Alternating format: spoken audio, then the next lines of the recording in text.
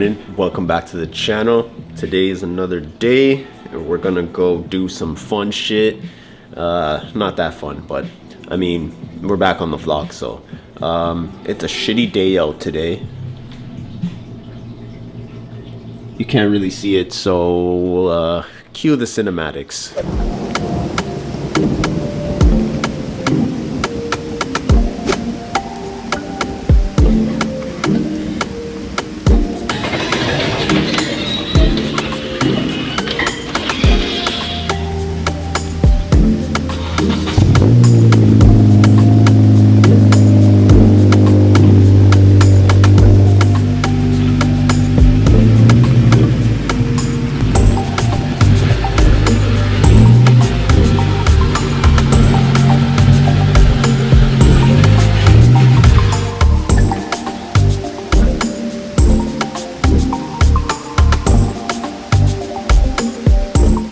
So right off the bat, you guys are probably wondering what I'm doing to the car today.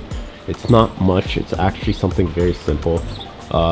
You guys might know better than me. You can leave a comment below, but I'm getting some hesitation upon acceleration. Reason being, it's probably because it's the intake. The intake is kind of acting like it should if it was a stock box, but it's a little bit more complex, I guess.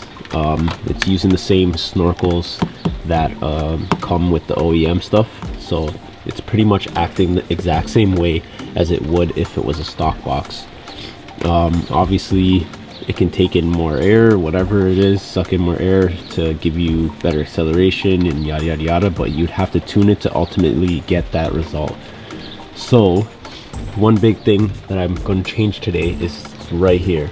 So I just put some breathers on here just so nothing gets into my air intake or anything like that, to avoid any issues. But it does, oh wow, some water is getting onto something that was hot and it's smoking a little bit. I don't know what, probably my exhaust, but it wasn't on that long. Anyways, so I'm thinking to take these out and run a line from here to here, the way it should be. I think that having those breathers on is causing some issues upon acceleration.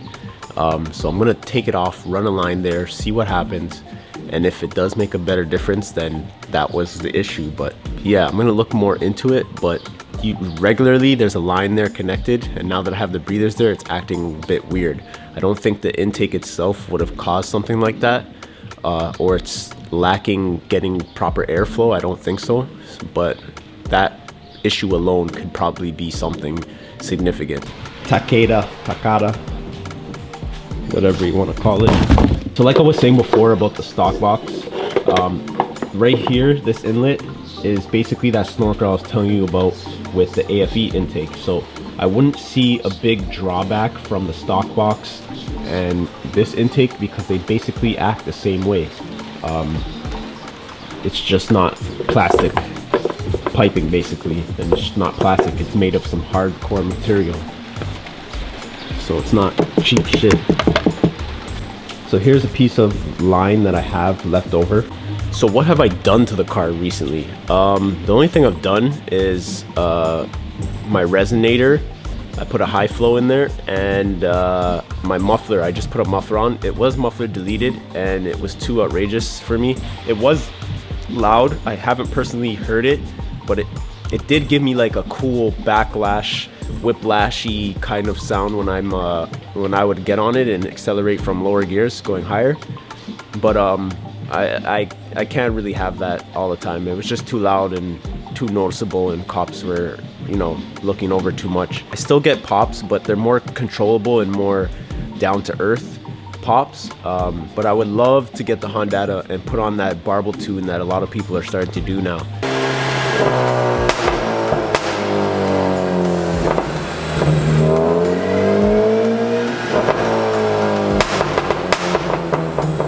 Pretty cool. Sounds like a BMW kind of.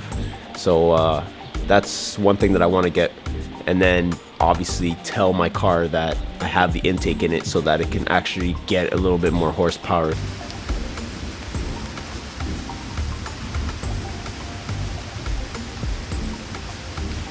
So as you see, that's the new muffler that I put on. I wish it was a bit more beefier, kind of like what you would see on like a Super or something like that. I know I'm not boosted or I'm not pushing out as much horsepower, so it doesn't really make sense to have a fat can on the back, but I just really like that look. The person that installed it didn't listen to my instructions. Coming out of the exhaust straight like this, I didn't want it to be like that. I want it to be angled up. So let me set you guys down and I'm going to start working on the breather here.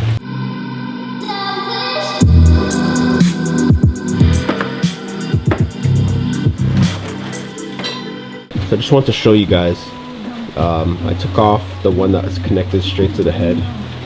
It is a bit dirty, and it could be a numerous reasons why. Like shit could have gotten through here and then just made it like dropped onto it there, kind of thing. Okay, you see that there's a little bit of stuff inside of it, so maybe oil is passing through, and if enough oil gets through, it can probably clog this filter. So I don't want that to happen, and I'm just gonna put the line in so that, you know, it does what it needs to do. And voila, just like that, it's all done. So there's the line that we replaced there. I'm gonna start her up and go for a drive and see how it is. I'm probably not gonna get much traction, but what I really want to listen to is the VTEC engagement. Like I was saying before, explaining it in this video now, when I said that the VTEC didn't crack, I didn't mean that it's not engaging VTEC. I meant that the VTEC engagement isn't as loud as it should be compared to a lot of other cars that I've driven, a lot of Hondas that I've driven.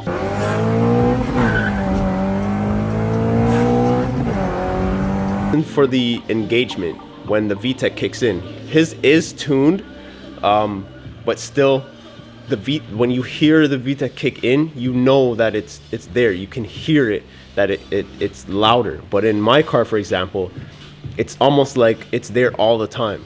There's no engagement. Like you can feel it, but you don't hear it. And one of the big things about Honda and VTEC is hearing it. Intake sounds loud. It does have a good suction sound effect to it, but I just don't get that VTEC engagement. My GoPro did fail us. Alright, so here we go.